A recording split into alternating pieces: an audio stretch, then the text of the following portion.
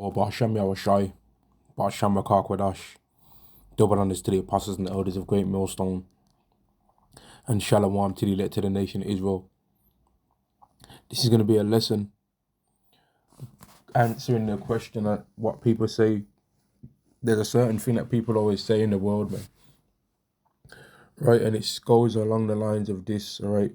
They say stuff like, there's no point talking about the world's problems if you ain't got the power to change them. All right, that's one of the things that these people always say in the world. Or there's no point talking about that. It's always going to stay the same. I can't change it anyway. So what's the point of me complaining about it? What's the point of me talking about it? And I'm here to answer using the Bible if that thought process is true or not, man. Right? And I'm going to read this scripture to prove, to make my statement. This is Ezekiel chapter 9 and verse 4.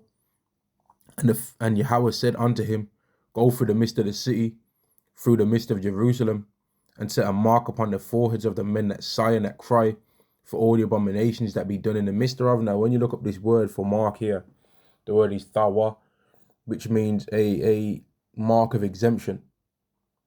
Right? It means like a sign of being exempt from judgment to come. Right? And when you read the previous scripture, Ezekiel the 8th chapter, what you find out is that the Israelites were being extremely wicked, man. All right?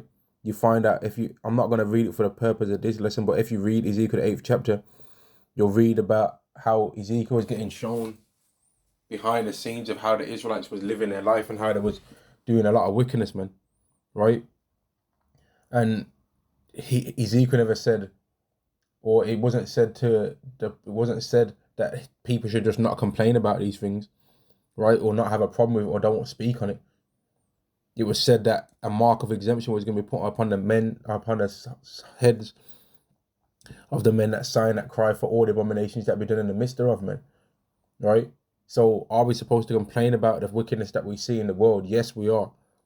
We're not supposed to be silent and speak and not want to care about these things, because that means that we're not going to get shown the truth, man. And everyone that knows that they're a Hebrew Israelite right now and believes in it and that calls upon the name of Yahweh Ba'ashem Yahushai, right? At one point before they knew this, unless they was born into it, at one point they was complaining and sighing and crying for all the abominations and all the wickedness that they seen, and they didn't understand why the world was like it was. So Yahweh showed them and guided them to the word to explain what they always wanted answers to. Why the world's like what it is, what can be done for it to change, what is going to happen for it to change, and how they can be exempt from the judgment that's going to have to take place for this world to be corrected. Right?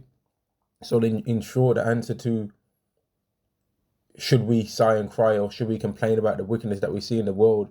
Yes, we should. All right? And I'm going to end the lesson there. All praises to Yahweh Ba'ashem Yahushai, Ba'ashem Rakakwadash. Double honors to the apostles and elders of Great Millstone, and Shalom to the nation of Israel. Shalom.